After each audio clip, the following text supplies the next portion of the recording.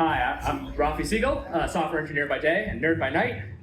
So this is a nerd night, and I thought we might talk about nerds. Stargazers may be the world's oldest nerds, with some weak evidence that the story of the Seven Sisters, the Pleiades, is 100,000 years old.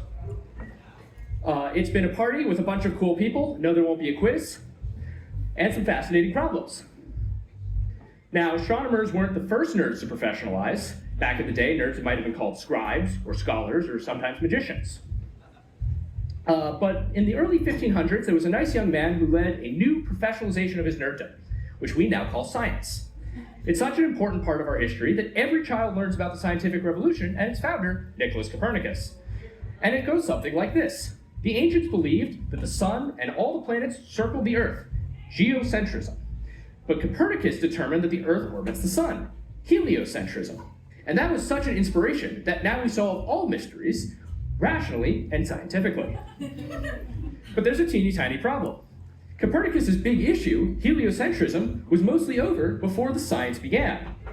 In fact, if you remember one thing from this talk, I want it to be that the scientific revolution started with a vibes check. God wouldn't do it that way. So Copernicus supposedly said. And when you dig a bit deeper, so had maybe dozens of astronomers before him.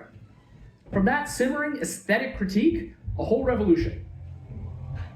It's not a very scientific start. Sure feels like it belies the name.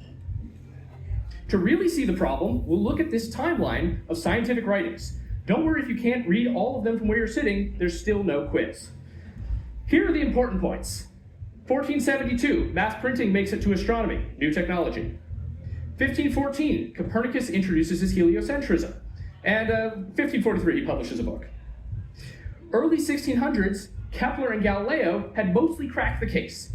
They had the correct layout and shape of most of the solar system. There was still a little work to do, but they had taken the hill.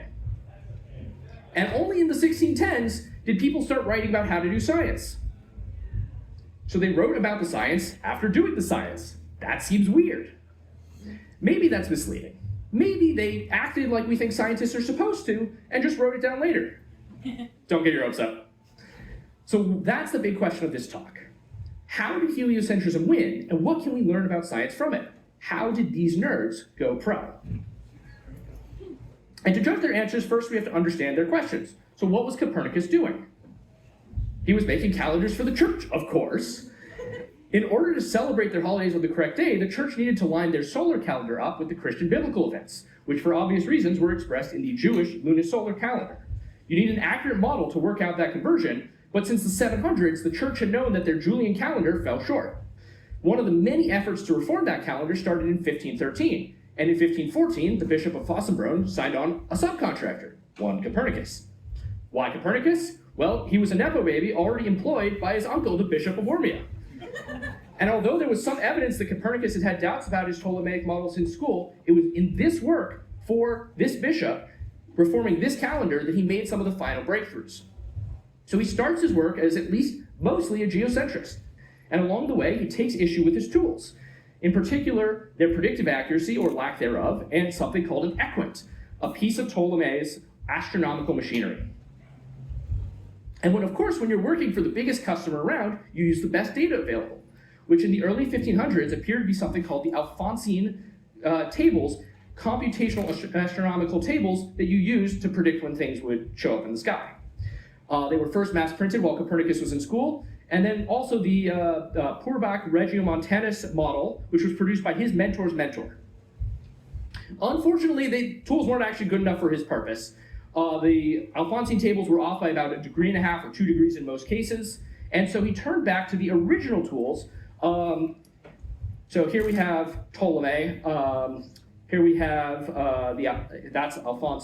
this is Alfonso Purbach Regiomontanus, and that's Aristotle.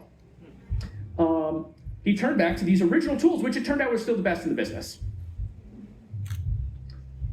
And what was in those tools? But it was the oldest trick in astronomy, something called the epicycle. It solved an ancient problem where most things in space seem to go in circles, which are easy enough to explain, but a few of these wandering stars seem to suddenly reverse at predictable intervals. Explaining that apparent backwards motion, retrograde, was the foundation of astronomy and a triumph of ancient nerdiness. And here's how they did it. So the theory started with Aristotle. Like everything, he solved it by declaring that everything works in circles, and that works well for the sun, the moon, and even the stars, everything except the planets, which we actually cared about. But along came other people to rescue his model and not get any credit. And they added more circles. Apollonius of Perga introduced these epicycles, stacks of counter-rotating circles. This traces a shape called a cardioid, which contains retrograde motion. And this is a huge breakthrough, but it turns out to be a nightmare to compute with, especially when the computers are just dudes you know. They weren't even women yet. That was a much later innovation. So to save the computation, Apollonius introduces the eccentric. No, not like that. Like this. Moving the Earth away from the center and leaving this eccentric point in the middle of the deferent, the first and largest epicycle. And then a guy named Hipparchus did all the empirical work and the computational work, and they produced the world's first astronomical tables. And then there was a guy named Claudius Ptolemy who introduced the equant. Not like that, but like this. The equant is a new point across from the Earth, and while things continue to orbit the eccentric, they do so at constant angular speed around this equant point. And this was the system that Copernicus returned to when the Alphonsine tables let him down. And while the Pourback model refined the Ptolemaic approach, it was basically the same. And so this is what he rejected. This is the question that started the scientific revolution. The equant in particular offended him. It was so convoluted on a system that seemed so close to perfect that Copernicus decided it couldn't possibly be right. God wouldn't do it that way. Now, before we put them to bed, I do want to defend, just for a brief second, epicycles. If you want a proof of their mathematical power, I'll mumble something to you about Fourier series in the Q&A. But that's too abstract, and I want to show you a maybe more tangible example published in 2000. Pretty powerful, right? With 1,000 epicycles, you too can draw this man. And just as quickly, we'll stop defending epicycles and instead attack them. When examined, they're very silly. This is Kepler's 1609 diagram of the path Mars would have to take if it really literally followed epicycles. Seems like a convincing takedown, right? But this wasn't really an appeal to reason, because nobody had any clear idea why anything in the heavens should move. Why elliptical motion? Why is that any more likely than this? It's still all vibes. So now that we've put geocentrism on trial, let's turn around and do the same to heliocentrism. Heliocentrism did spread. Was the new idea better than the old? And the short answer is, maybe. First, the good. In the heliocentric model, retrograde motion, that ancient problem, is easy to explain. It's just planets flying past each other around the sun. The epicycles had always been arbitrary, and this was maybe a little less. He also could explain the seasons of the Earth as because of the Earth's tilt in the orbit, which was another big win.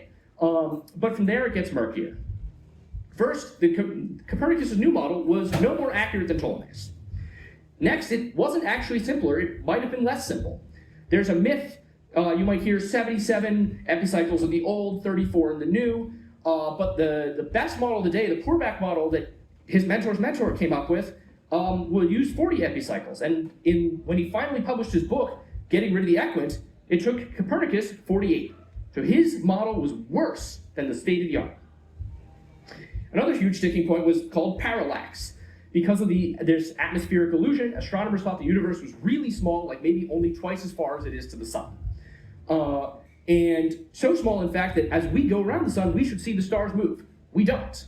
And even in ancient Greece, astronomers knew parallax was a mark against heliocentrism, unless the universe is very large. Finally, there are a lot of smaller objections, like if the Earth moves, why don't we feel it? And if the elements aren't trying to assort themselves to their proper place, why do things fall? And those aren't actually easy questions to answer. Go try it. Astronomers of the day were quite skeptical, and they had a lot of reasons to be.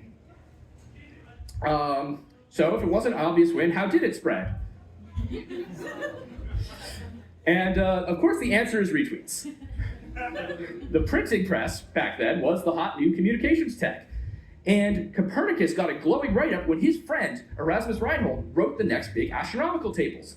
Although these Prutenic tables weren't widely read outside Germany, two people you may have heard of, Martin Luther and Johannes Kepler, were German, did read it, and their commentary on it would see wide readership. Finally, some later astronomical events and new tech would help poke more holes in the geocentric model. Reinhold did something very clever. In addition to printing the Copernicus view, he translated it back into the format of those Alphonsine tables. New tools, same familiar controls. Madden 1543, if you will. This eased adoption significantly. But still, most astronomers were equivocal. Tycho Brahe is a great example. He was one of the greatest empirical astronomers of all time, and he saw all those flaws that we just discussed. Still, he liked the new explanations, and he observed a supernova and a meteor that raised doubts about the geocentric ideas of an unchanging heavens. He developed a compromised hybrid model, which was wildly complicated, but it still had a following. And then shortly after accepting Kepler as his protege, Brahe died of politeness by giving himself a kidney failure at a party. Now Kepler, he loved Copernicanism. He felt its explanations were so much deeper. He was also a mystic who was into astrology and numerology, and he thought he saw some of that in heliocentrism. Before he settled on his ellipses, he had this whole idea about a progression of Platonic solids, which might also make him the world's first tabletop gamer. So Kepler picks up the torch, uses Brahe's data to work out his laws of planetary motion. When he published these, bundled with Brahe's data, he felt he had to speak up for his hero Copernicus.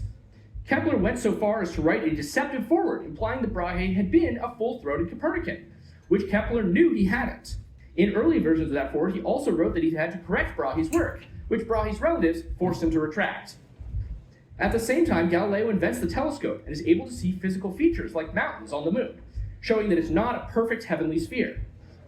He could see phases of Venus, which only makes sense if it's orbiting the sun. He even saw moons around Jupiter, weakening the argument for Earth to have a unique position. But these champions of heliocentrism still had a tough relationship, even though they corresponded. Kepler privately criticized Galileo for enjoying fighting for science a little too much, which definitely wouldn't come back to bite him. And for his part, Galileo was so skeptical of Kepler's mysticism that he never actually read Kepler's manuscript. Now the story is far from over, but we've turned a corner, and heliocentrism's victory was inevitable. It finally became dominant with Newton's Principia, and the astronomers would later find the parallax Copernicus had predicted evidence for the moving Earth. Einstein added a small tweak with general relativity, and we didn't see any unexplainable motion until the current dark energy, dark matter crisis. But even as astronomy marched to victory, great scholars were only just starting to write about how to do science. And perhaps that feels right. The story hasn't felt scientific at all. Certainly it doesn't match how we learn science is supposed to go. Bad ideas made a lot of headway, and even the good ideas sometimes spread for bad reasons. But one glimmer of science we do see is that the wrong ideas didn't survive the acid test. Oh, I think we went two. So where does that leave us? One notable thing is that the same scientists doing the astronomy were the guys who first laid out the tools of science. But in doing so, they implied they stuck to their approaches more clearly than we really saw them do. Perhaps it's because they were bringing the acid test, and their ideas survived, that they had this blind spot. But they left us without a good guide of how to use their tools, and people have been arguing about it ever since. So, how does science work?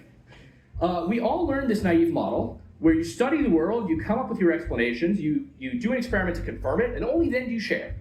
Only share good ideas. Maybe even get your peers to review them first. But as we just saw, that's not actually what they did, and yet they still got it right. They started with observations, yes, but then they put a lot of ideas on the board, even some that were quite silly. Even the guys who were onto the right things put up bad ideas, and then they all worked hard to disprove these proposals, even sometimes their own. I submit to you that the heart of science as it's actually practiced is in that last step, throwing out the bad ideas, not in preventing them in the first place. We can and must consider heresies. This isn't a religion, and experiments aren't tests of faith. When faced with contrary evidence, you don't double down, you change your mind. And so perhaps nothing is more scientific than preparing to do so. A vital step is to say out loud what evidence would change your mind. You know, more than just, well, I don't know, it revolves around too many times, that can't be right. When you do this, changing your mind isn't a surrender, It isn't a failure, you're keeping a promise. And what's more honorable than that? Or as the kids might say it, a few quick acknowledgements. Family couldn't be here. My friend's uncle for the indicated space photos, and Perun because I cribbed his style. And before we get to the Q&A, I tricked you, there is a quiz. I'll buy a beer for the first person who can find me after the Q&A and names all 7 of these other scientists who died unnecessarily. If you know how they died, I'll buy you a second beer. Other than that, thank you all. Any questions?